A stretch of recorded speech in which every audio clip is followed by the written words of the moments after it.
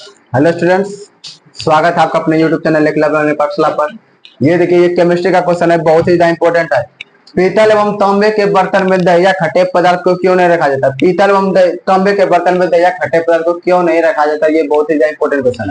पीतल और तांबा, पीतल और तांबे में अगर दही या खट्टे पदार्थ रखेंगे, वो क्या करेगा? आप उसमें उपस्थित अम्ल के साथ अभिक्रिया करके विषैले यौगिक का निर्माण कर लेता है। विषैले यौगिक का निर्माण कर लेता है जो हमारे शरीर के लिए हानिकारक होता है। क्या होता है? जो हमारे शरीर के लिए हानिकारक होता है।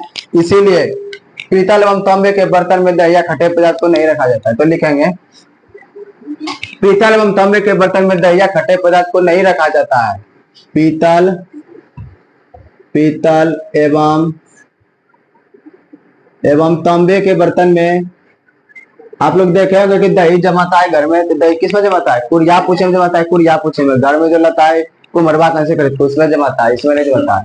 पीतल एवं तांबे के बर्तन में या डेचकी, भात बने वाला डेचकी हरिया उसमें बनाता है। पीतल एवं तांबे के बर्तन में दही या खट्टे पदार्थ को नहीं रखा जाता है। खट्टे पदार्थ को नहीं रखा जाता है, को नहीं रखा जाता है। क्योंकि यह क्या करता है? यह अम्ल क्या? क्योंकि यह मतलब तांबे या पीतल के बर्तन, क्योंकि यह दही या खट्टे पदार्थ में उपस्थित अम्ल, जो चीज खट्टा रहता है उसमें तो अम्ल रहबे करेगा। जो चीज खट्टा रहता है उसमें आप लोग समझ जाइएगा उसमें अम्ल रहता है। क्योंकि यह दही या खट्टे पदार्थ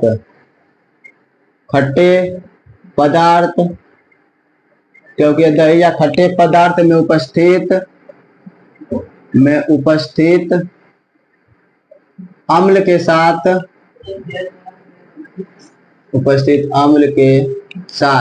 यह दही या खट्टे पदार्थ में उपस्थित अम्ल के साथ अभिक्रिया करके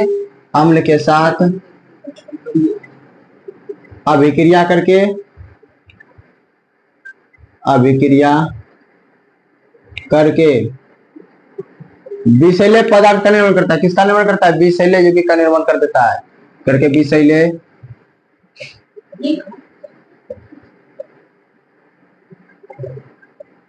विषैले पदार्थ का निर्माण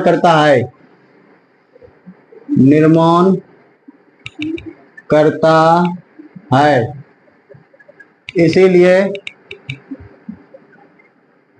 इसीलिए पीतल एवं तांबे के बर्तन में दही या खट्टे पदार्थ को नहीं रखा जाता। इसलिए पीतल एवं तांबे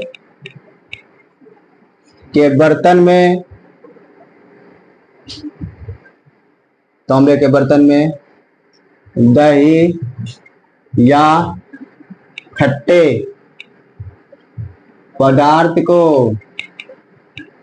खट्टे पदार्थ को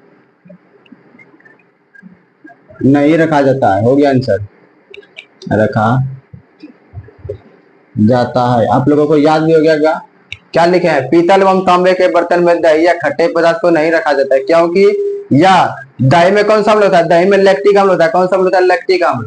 क्योंकि पीतल या एवं तांबे दही या खट्टे पदार्थ में उपस्थित अम्ल के साथ अभिक्रिया करके क्या करेगा? विषैले पदार्थ का निर्माण कर लेता है। विषैले पदार्थ का जो हमारे शरीर के लिए क्या है? हानिकारक है। हम लोगों को बीमारी पकड़ लेगा। इसीलिए खट्टे पदार्थ को नहीं रखते हैं हम इसमें, पीतल एवं तांबे के बर्तन में। आप लोगों को याद हो गया होगा, पीतल एवं तांबे के बर्तन में दही या खट्टे पदार्थ क्यों नहीं रखते हैं? याद हो गया ना? क्योंकि यह विषैले यौगिक का निर्माण कर लेता है। इसलिए घर में देखिएगा आप लोग, तो मिट्टी का घर आता है, उसी में से दही को जमाता है और हड़िया में दही जमाता है, इसमें दही नहीं जमाता है।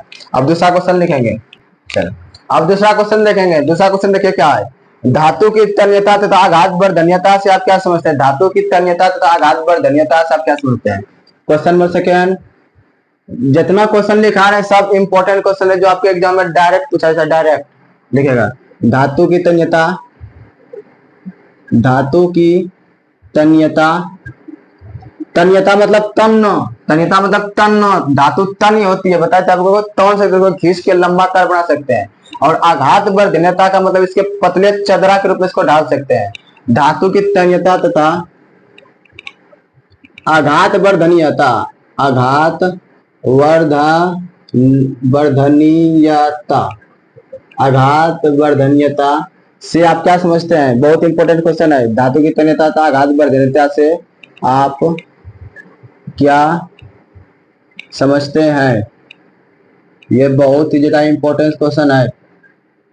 देखिएगा, सबसे पहले तन्यता के बारे में। तन्यता क्या होता है? तन्यता मतलब नॉर्मल से तन्यता मतलब तन्न, तन्यता मतलब तन्न। तो पहला क्या है?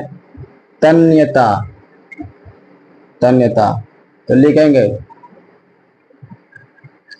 धातु की तन्यता का अर्थ होता है इसे खींचकर लंबे तार बनाया जा सकता है। धातु की तन्यता का अर्थ होता है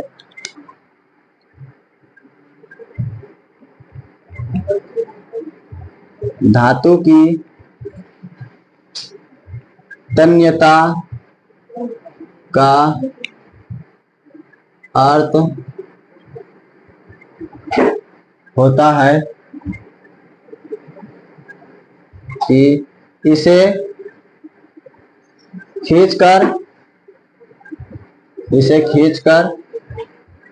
खींचकर लंबा तार बनाया जा सकता है। इसे खींचकर लंबा तार बनाया जा सकता है। याद रखिएगा, धातु की तन्यता का क्या अर्थ होता है? अगर पूछेगा कि तन्यता तथा आघात वर्धनीयता से आप क्या समझते हैं, खाली तन्यता तथा आघात वर्धनीयता का अर्थ बताइए, तो यही लिखेगा। धातु की तन्यता का अर्थ होता है कि इसे खींचकर लंबा तार बनाया जा सकता है। सभी धातुएं क्या होती है? तन्य होती है। दूसरा एकदम इसमें मार्केट लिखिए, 3 मार्केट। धातुएं तन्य होती है। धातुएं क्या होती है? धातुएं तन्य मतलब इसको तन के खींच सकते हैं, तन्य होती है। धातुएं क्या होती है? तन्य होती है। इसका अगला नोट पर लिखाते हैं, सोना तथा चांदी सबसे अधिक तन्य होते हैं। सोना तथा चांदी सबसे अधिक तन्य होते, मतलब सोना अगर 1 ग्राम लीजिएगा तो 1 ग्राम को 2 किलोमीटर तक लंबा तार खींच सकते हैं। 1 ग्राम सोना का 2 किलोमीटर तक खींच सकते हैं। सोचिए कितना होता है तन्य। सबसे अधिक तन्य कौन होता है? सोना तथा चांदी। उसमें से भी सबसे ज्यादा सोना होता है, सोना। तो लिखिएगा दूसरा नोट पर। जैसे हम लिखा रहे हैं इसी तरह आप लोगों को भी परीक्षा में लिखना, तीर मार मार के लिखना है। तीर मार मार कर लिखने के बाद पॉइंट वाइज लिखने के बाद नंबर ज्यादा देता है। तो लिखेगा सोना तथा चांदी सबसे अधिक तन्य होते हैं। सोना तथा चांदी, सोना तथा चांदी, सोना तथा चांदी सबसे अधिक तन्य होते हैं। सबसे अधिक तन्य क्या होते हैं? सोना, उसके बाद चांदी। सबसे अधिक तन्य सोना, उसके बाद चांदी। सोना तथा चांदी सबसे अधिक तन्य, सबसे अधिक तन्य होते हैं। ठीक, सोना तथा चांदी सबसे अधिक तन्य होता है। याद हुआ? अब दूसरा देखिए, 1 ग्राम सोना से लगभग 2 किलोमीटर तक लंबा तार बनाए जा सकते हैं। 1 ग्राम सोना लीजिए, उससे 2 किलोमीटर तक पतला तार के रूप में उसको बना सकते हैं, ढाल सकते हैं। मतलब 2 किलोमीटर तक लंबा तार के रूप में उसको खींच सकते हैं। तो लिखिएगा 1 ग्राम सोना से 1 ग्राम सोना से 1 ग्राम सोना से 1 ग्राम सोना से, रुक जाइए, 1 ग्राम सोना से 1 ग्राम सोना से 1 ग्राम सोना से 1 जी करने का मतलब है 1 ग्राम। 1 जी क्या करने का मतलब है? 1 ग्राम।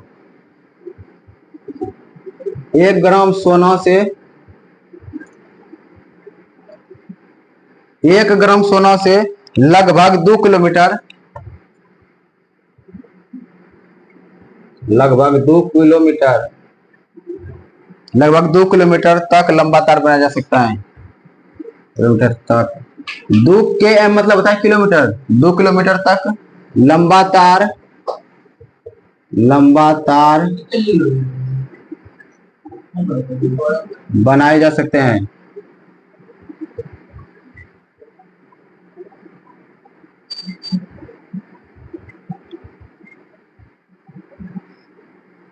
याद रखिएगा। 1 ग्राम सोना से कितना किलोमीटर तक लंबा तार खींच सकते हैं? 2 किलोमीटर, 3 किलोमीटर, 4 किलोमीटर, 5 किलोमीटर। तो मारिएगा 2 किलोमीटर। ठीक, चलो। 100 mg मतलब मिलीग्राम, 100 mg सिल्वर से लगभग 200 मीटर तक लंबे तार बनाए जा सकते हैं। दूसरा नोट पॉइंट, ये सब डायरेक्ट ऑब्जेक्टिव देता है। तो लिखेगा 100 mg मिलीग्राम, 100 mg, mg मतलब मिलीग्राम, 100 mg सिल्वर से, सिल्वर मतलब चांदी, सिल्वर मतलब चांदी, वो नहीं समझेगा सिल्वरिया तार, वो नहीं, सिल्वर मतलब था चांदी। 100 mg चांदी से, चांदी से लगभग,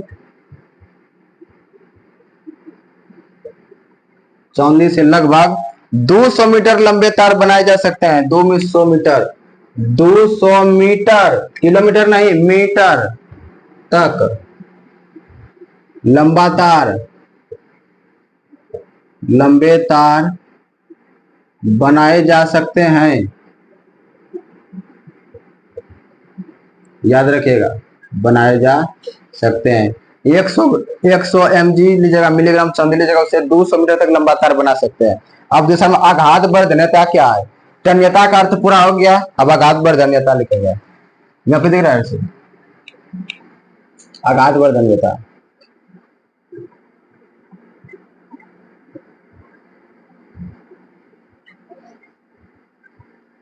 आघात वर्धन्यता, आघात वर्धन्यता मतलब क्या होता है? इसे चदरा के रूप में ढाल सकते हैं, उसे आघात वर्धन्यता कहते हैं। हथौड़े से पीट कर चदरा के रूप में ढाल सकते हैं, उसे आघात वर्धन्यता कहते हैं। तो लिखिएगा,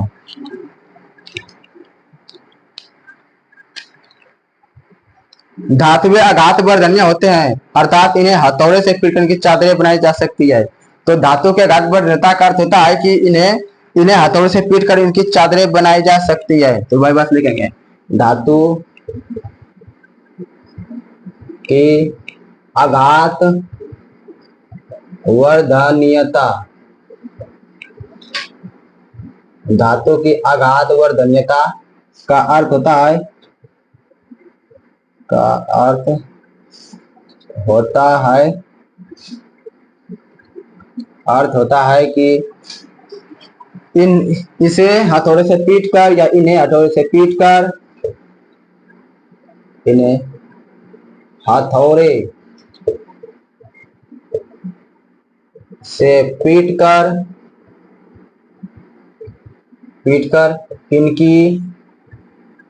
इनकी चादरें बनाई जा सकती है, इनके चादरें बनाई जा सकती है।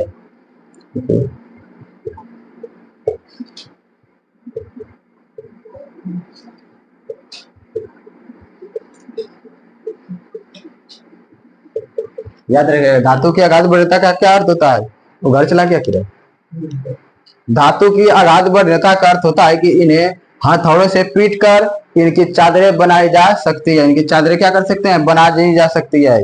देखिएगा, सोना तथा चांदी सबसे अधिक आघात वर्धनीय होते हैं, इसलिए इनके कागज से भी पतले पत्थर बनाए जा सकते हैं। कागज से भी पतला पत्थर बना सकते हैं सोना तथा चांदी का। सोना तथा चांदी का पतला पत्थर बना सकते हैं। एक बार सुने होंगे आप लोग कि सोना का उसमें पानी चढ़ा दिया, चढ़ा, सुने है ना, सोना का चांदी का पानी चढ़ाता है जेवर जेवरात पे। हाँ, तो लिखिएगा, लिख रहा नहीं होता।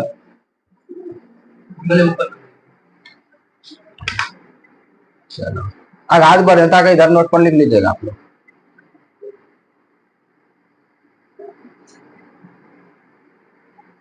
चलिए, चलो लिखिएगा, धातुएं आघात वर्धनीय होते हैं। धातु क्या होती है? आघात वर्धनीय होते हैं। यहाँ पे भर गया था इसलिए यहाँ पर, इसके बाद से यहाँ से लिखिएगा,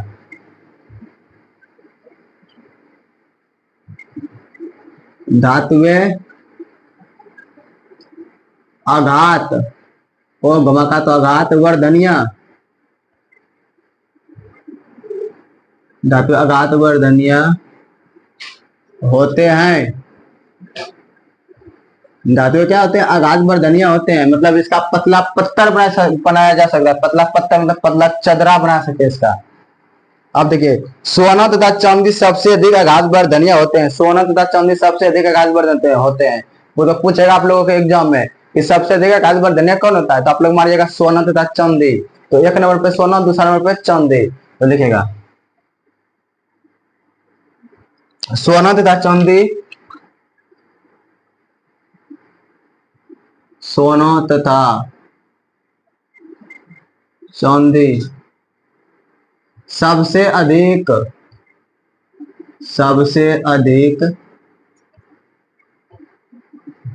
आघात वर्धनीय होते हैं, आघात वर्धनीय होते हैं, सबसे अधिक आघात वर्धनीय होते हैं, इसलिए इनके कागज से भी पतले पत्थर बनाए जा सकते हैं। इसीलिए इनके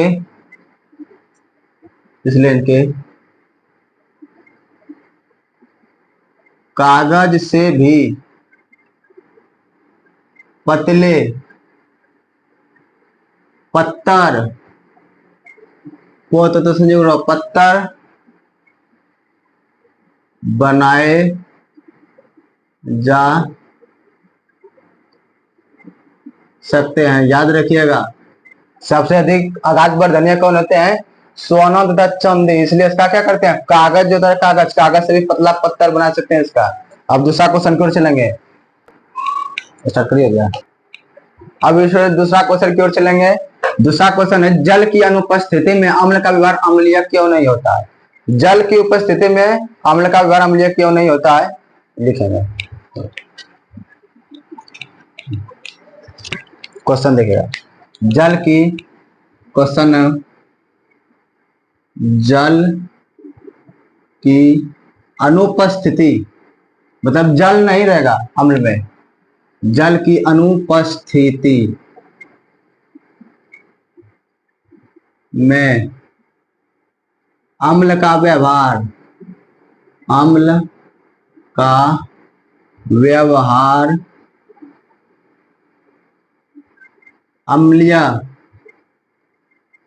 अगर जल अम्ल में नहीं रहेगा तो ये अम्ल की तरफ बिहेव नहीं करेगा, मतलब व्यवहार नहीं करेगा।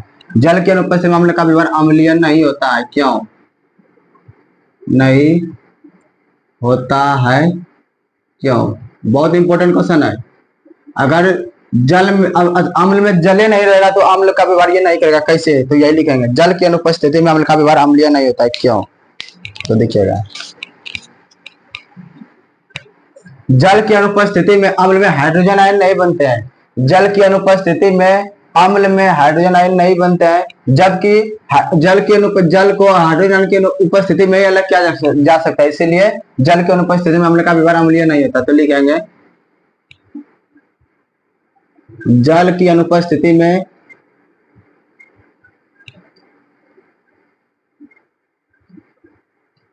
जल की अनुपस्थिति में अम्ल में जल की अनुपस्थिति में अम्ल में हाइड्रोजन आयन यानी H+ आयन, हाइड्रोजन आयन करने का मतलब है H+ आयन, हाइड्रोजन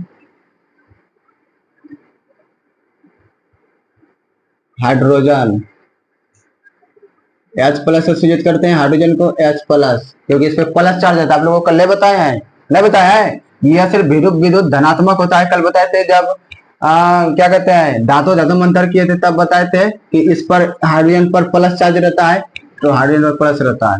अब H+ आयन नहीं बनता है, आयन नहीं बनता है। जल की अनुपस्थिति में अम्ल में हाइड्रोजन आयन नहीं बनता है, जबकि अम्लों से हाइड्रोजन आयन को अम्लों से हाइड्रोजन आयन को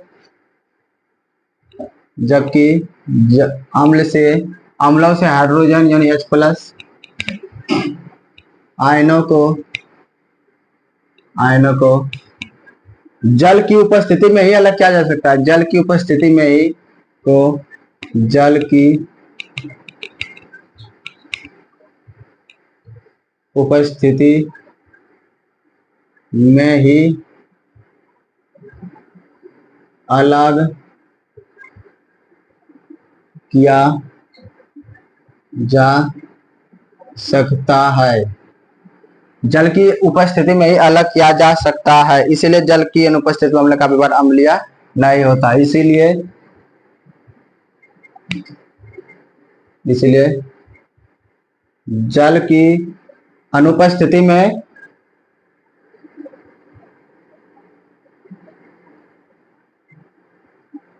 इसे जल की अनुपस्थिति में अम्ल का व्यवहार अम्लीय नहीं होता है।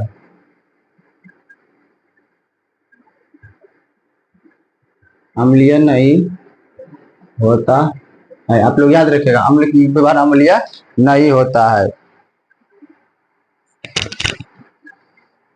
देखिए, जल की अनुपस्थिति में अम्ल में हाइड्रोजन आयन नहीं बनते हैं। क्या लिखा है? जल की अनुपस्थिति में, जल जब अम्ल में नहीं रहेगा तो हाइड्रोजन आयन नहीं बनेगा, और जब तक जल नहीं रहेगा तब तक अम्ल से हाइड्रोजन आयन को अलग नहीं कर सकते हैं।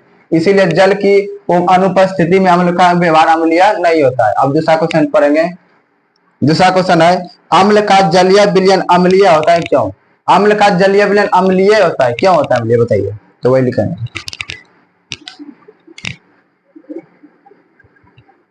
अम्ल का जलीय विलयन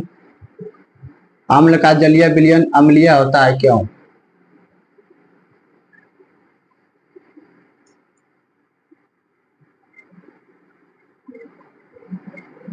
अम्ल का जलीय विलयन अम्लीय होता है क्यों? अथवा जल की उपस्थिति में अम्ल का व्यवहार अम्लीय होता है क्यों? दूसरा क्वेश्चन है, जल की उपस्थिति में अम्ल का व्यवहार अम्लीय होगा क्योंकि पता है आपको, जल की उपस्थिति में हाइड्रोजन आयन रहेगा, और हाइड्रोजन आयन रहेगा तो अम्ल तो व्यवहार करबे करेगा। तो लिखिएगा दूसरा क्वेश्चन, जल की उपस्थिति में अम्ल का व्यवहार अम्लीय होता है क्यों? जल की उपस्थिति में अम्ल का व्यवहार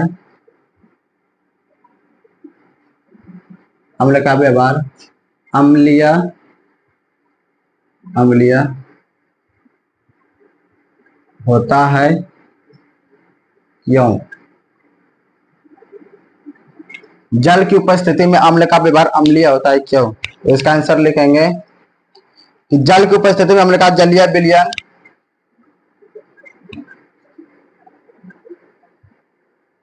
जल की उपस्थिति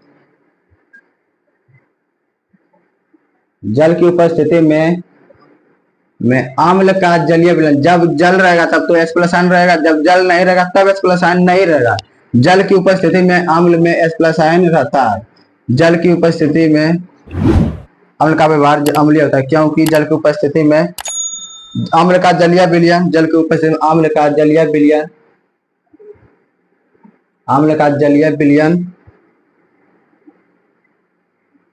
H+ आयन देता है, मतलब हाइड्रोजन आयन देता है। हाइड्रोजन H+ आयन देता है, ठीक है। जल की उपस्थिति में अम्ल का जलीय विलयन क्या देता है? हाइड्रोजन आयन देता है। इसीलिए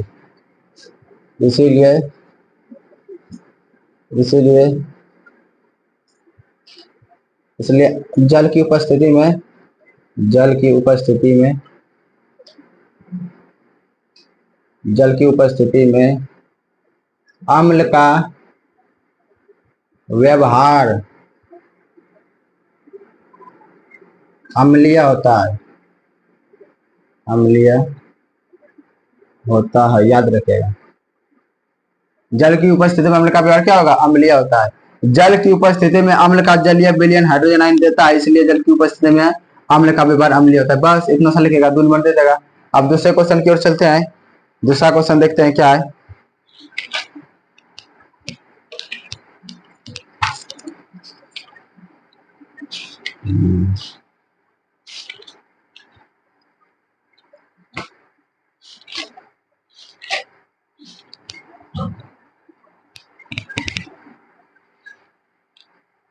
रोका है वीडियो। अब दूसरे क्वेश्चन की ओर चलेंगे स्टूडेंट्स। ब्लैक बोर्ड तो भर गया है। अभिक्रियाशील समूह क्या है? अभिक्रियाशील समूह या क्रियाशील समूह से आप क्या समझते हैं? ये क्वेश्चन भी इंपॉर्टेंट है, आप लोगों एग्जाम में पूछा जाता है। इसको देखेंगे, यहाँ पर हटेगा नहीं, यहाँ पर लिखते हैं अभिक्रियाशील समूह क्या है या क्रियाशील समूह से आप क्या समझते हैं? बहुत इंपॉर्टेंट क्वेश्चन है, यहाँ पे देखेंगे।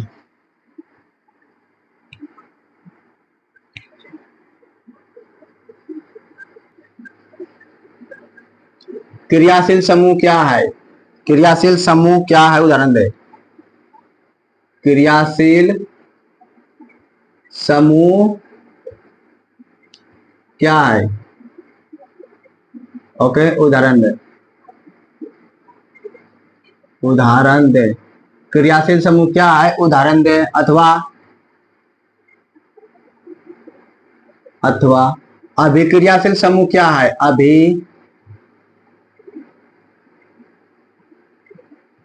अभिक्रियाशील समूह क्या है? अभिक्रियाशील समूह क्या है? उदाहरण दे। उदाहरण दे, ठीक है। क्रियाशील समूह का है या अभिक्रियाशील समूह का है, बात एक है, ठीक है। इसी का दो नाम होता है, क्रियाशील समूह या अभिक्रियाशील समूह। यौगिकों में उपस्थित वह समूह, यौगिकों में उपस्थित वह समूह जिस पर यौगिकों का अधिकांश गुण निर्भर करता है। यौगिकों में उपस्थित वह समूह जिस पर यौगिकों का अधिकांश गुण निर्भर करता है, उसे कौन सी करते हैं? उसे क्रियाशील या अभिक्रियाशील समूह कहते हैं। तो हेडिंग मारेंगे क्रियाशील या अभिक्रियाशील समूह।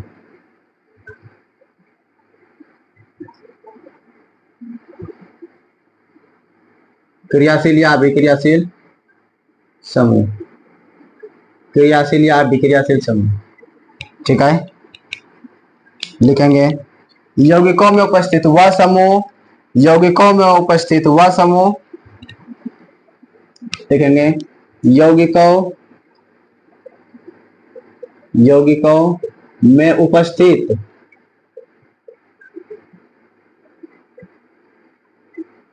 यौगिकों में उपस्थित वह समूह, यौगिकों में उपस्थित वह समूह जिस पर यौगिकों का अधिकांश गुण, जिस पर यौगिकों का अधिकांश गुण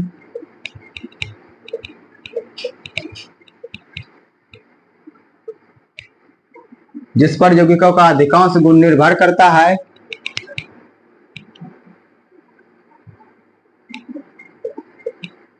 जिस पर यौगिकों का अधिकांश गुण निर्भर करता है, उसे क्या कहते हैं? उसे अभिक्रियाशील समूह या अभिक्रियाशील मूलक क्रियाशील समूह कहते हैं। उसे क्रियाशील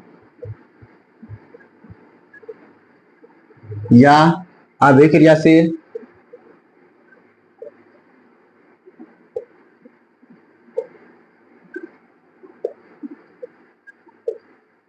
समूह कहते हैं। बहुत सारा क्रियाशील या अभिक्रियाशील समूह होता है इसमें, देखिएगा। वह यौगिकों में उपस्थित वह समूह जिस पर यौगिकों का अधिकांश गुण निर्भर करती है, उसे क्रियाशील या अभिक्रियाशील समूह कहा जाता है। जैसे हाइड्रोक्सिल समूह, जैसे एक एग्जांपल दे देते हैं। हाइड्रोक्सिल समूह,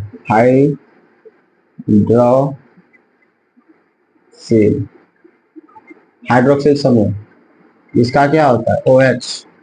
हाँ, OH होता है, OH। हो गया, एक एग्जांपल देते हो गया। यहाँ तक रह देते हैं स्टूडेंट्स। 5 क्वेश्चन इस लेक्चर में 5 क्वेश्चन पढ़े हम लोग, जो कि बहुत ही ज्यादा इंपॉर्टेंट था। 5 क्वेश्चन बहुत ही ज्यादा इंपॉर्टेंट है, आप लोगों को लगता है नहीं है? ये 5 क्वेश्चन बहुत ही ज्यादा इंपॉर्टेंट है। आप लोग इसको याद करने की कोशिश कीजिएगा, अच्छा से नोट्स बनाइए, इसका अच्छा से याद करने की कोशिश कीजिए और सबको वीवीआई लगा लीजिए। ये सबको वीवीआई लगा लीजिए और अच्छा से इसको नोट डाउन कीजिए और अच्छा से इसको पढ़ने की कोशिश कीजिए। सब वीवीआई क्वेश्चन है, ये जितना का जितना है सारा का सारा वीवीआई क्वेश्चन है स्टूडेंट्स। आप लोग इसको नोट डाउन अच्छा से कीजिए और वीडियो को लाइक कीजिए, सब्सक्राइब कीजिए, दोस्तों के साथ शेयर करना नहीं भूलेगा स्टूडेंट। Thank you.